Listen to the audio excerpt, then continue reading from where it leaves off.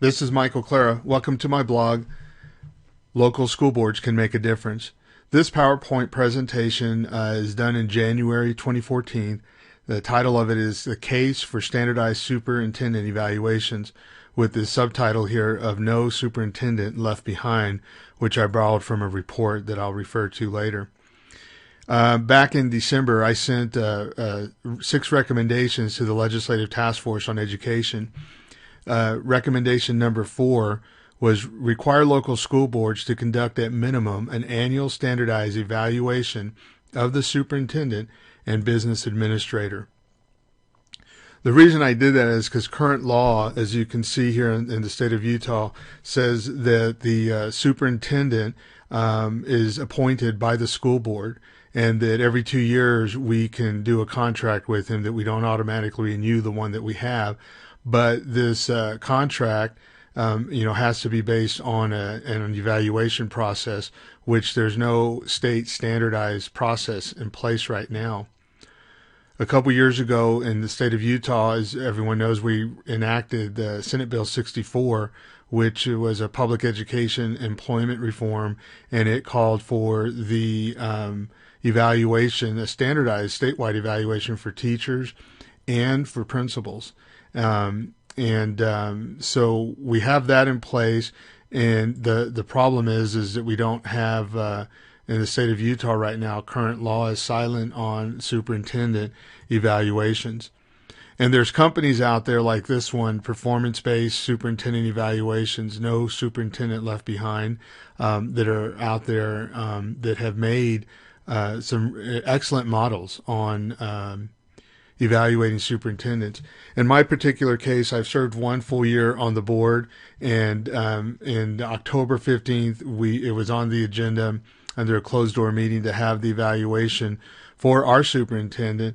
I wrote a letter and was opposed to it because, number one, my first objection was that I had no time to prepare. I was just notified like 3 or 4 days before the meeting that we were going to do the evaluation. And in my particular case, the superintendent's contract clearly said that annually, at least 30 days prior to the time for his evaluation, the superintendent shall notify the board, which he did not do, and sadly the majority of the board did not hold him to that. So the other objection that I had to my participating in the evaluation with my particular superintendent is that this was the extent, in an email sent prior to the board meeting, this was the extent of what the board president wanted us to do, to just bring 2 things that Janet and Mikhail do well, and 2 things which need improvement. And Janet is our business administrator, and Mikhail is our superintendent. So I was a bit concerned that that was the extent of that she was suggesting in this email would be the extent of the evaluation. So my recommendation to the Legislative Task Force is that we do something similar to look at the models like in North Carolina that are pretty rigorous, I believe, and fair to everybody. The model in Massachusetts is a pretty good state model, and these are all, in Ohio is another one. These are states that have adopted models that are statewide that make it standardized, which makes all the sense in the world. When you're looking at the standardization that we went through for teachers and principals, there's no reason why we shouldn't do the same, for our superintendents. And I like the way they coined this phrase, no superintendent left behind, which is what we're doing right now in the state of Utah by not giving them, a standardized evaluation and helping the elected board members. One of the other interesting things that I recently noticed is when I was looking at some grant applications like Race to the Top, if you see here that it says that the local education agency at a minimum will implement no later than 2014-2015 school year a teacher evaluation system, a principal evaluation system, and a superintendent evaluation system. And it's funny that none of these associations here in the state of Utah have suggested this to the superintendent, but the point being here that in 2014-2015, if we want to apply for any type of federal grant, we need to have a superintendent evaluation in place just like we did for the principal and teacher. which the ability to apply for and be the recipient of federal money was one of the drivers of passing legislation that would give us a teacher evaluation, a principal evaluation. So I believe this definitely is the year that we need to standardize a superintendent evaluation. This is what the feds say it says, what are the requirements for superintendent evaluation? For the purposes of Race to the Top district competition, the department defines superintendent evaluation as a rigorous, transparent, and fair annual evaluation of a local education agency superintendent that provides an assessment of performance and encourages professional growth. This evaluation must reflect, 1, the feedback of many stakeholders, including but not limited to educators, principals, and parents, and 2, student outcomes. Local education agencies are not required to make superintendent evaluation results public. So that would be incredible if we could do something like that.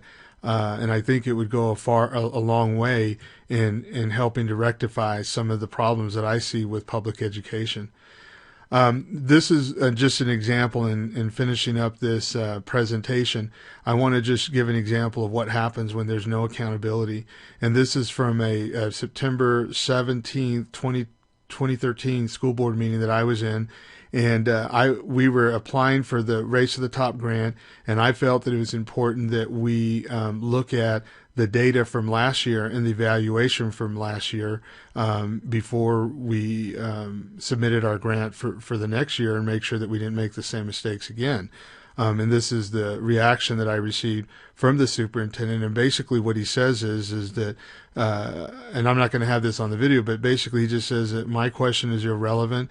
My comparison to this year and last year are irrelevant. And then he says that the grading system is totally different, so there's no reason to do that. So let's listen in just for a few minutes, for about a minute of this meeting. If you have a specific question about what data is missing, right, let's make an appointment, sit down with the superintendent, and we'll talk. Okay, let's do that. Okay. Because I'm just sharing different things, and it concerns me if we're going to repeat the same mistakes, and we won't be awarded the grant again. Did you hear, though, that I explained that it's graded differently? So your comparison with last year is irrelevant? Is that? I don't think it's irrelevant. That's why probably we need to talk. If you think it's irrelevant. All right. And now we get to, let's arrange that. And let's get somebody in the room, Michael, who actually knows a lot about the grant process, the writing of it, the way. Yeah, I'm just reading the review. I don't know. Right. You're just reading the review, and you may or may not be making the intelligent conclusion. As a policymaker, that's why I'm asking the question. Okay. Okay. So you see, in that particular meeting, he totally discounts what my attempted contribution was to the resubmission of the grant for the 2013 year. What ended up happening is we did not get the grant. We found out in December, and sadly, it was missing data.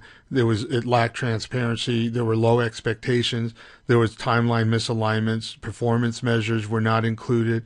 High school involvement was questioned because.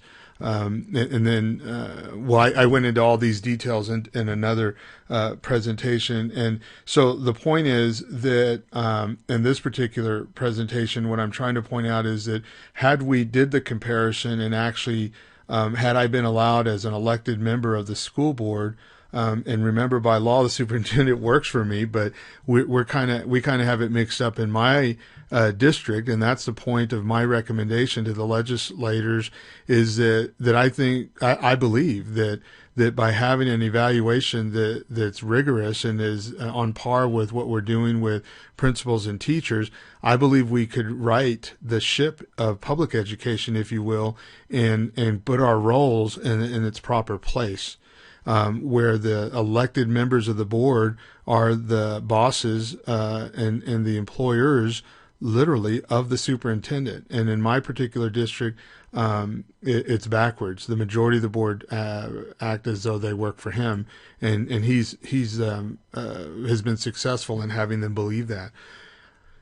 So this is what happens, when there's no accountability. What I discovered after we didn't get the grant is I went back and looked at the superintendent's assertions that one of the reasons why he said that my question was irrelevant is because the grading system had changed, and I found out that that was not the case at all. He misled us, and that's typical. So this is just one example of what happens when there's no accountability. This is just showing what the categories were for the Race to the Top grant and the point system that was allowed for each one, and we lost points in every category except two. We actually did worse this year. And then the other thing, that I discovered was here is from the Federal Register. This was a month before we had that school board meeting, and the Department of Education is saying that the applications for the new awards of Race to the Top grant are almost identical in language to the prior year, and that there's only minor language clarifications, and that the reason they did this is to enable other districts that did not receive the grant the first year to be competitive in the second year. And there's actually research out there. There were evaluations. Reports I'm looking at that were out there explaining how to improve on your grant application. And the U.S. Department of Education actually put out a web page explaining here are the winning grants from the prior year. Look them over, and here is 10 bullet points that another research think tank and on education came up with on what makes a winning grant. We didn't do that, and I'm convinced that had we done that, we would be the recipients of that grant today. One of the other interesting things that very much concerns me, and again, this is because of lack of accountability, is here you have the application assurances that was signed by the superintendent, the board president, and the local teacher association president signatures on this also. But what concerns me is the signature of the board president and the superintendent, but the board president will be evaluated by her voters, and the superintendent, I believe, needs to be evaluated by the board. But currently in my district, there is no evaluation process to hold him accountable. Here in the grant application for this year, they wrote in there that the board meeting, that the decision and rationale for reapplying for Race to the Top has been discussed and evaluated based on the results and readers' comments from last year's competition in each of these settings. And they're saying that among those settings that they discuss last year's comments and evaluation in the board meeting, which nothing could be further from the truth. When you look at the full meeting, or even look at one of my other blog entries with that portion of the meeting, the superintendent is very demeaning towards me for making this suggestion and trying to make me feel like I'm stupid, and certainly his idea is to make me look stupid for even bringing up the question. And the sad part is the majority of the board believe him and will go along with him, and two or three of them actually, when you watch the whole meeting, verbally attacked me for even asking the question, and again goes through this whole demeaning thing because I'm asking the question, and here the superintendent and the board president have the nerve to sign off on this grant application, claiming that they brought this to the school board and that we looked at the comments and consider them, which that was actually rejected. The opposite happened. And then in the grant, it says that an executive summary was presented and approved by the full school board on September 17, 2013. That's just not the case. So in conclusion here, the students in my community were robbed of $20 million. And I believe that instances like this, and again, this is just one example of many that I shared in the interest of time, but there's no accountability right now in the state of Utah. And in my particular case, in Salt Lake City School District, I can attest that, and we're, in the top 10 in terms of size of school districts in the state of Utah, we have no accountability for the superintendent. And that's grossly unfair and an imbalance in the education system, that we will hold hold principals and teachers to a higher standard than we do our superintendents, which is a bit schizophrenic, I believe, on our part to allow that blind spot to continue.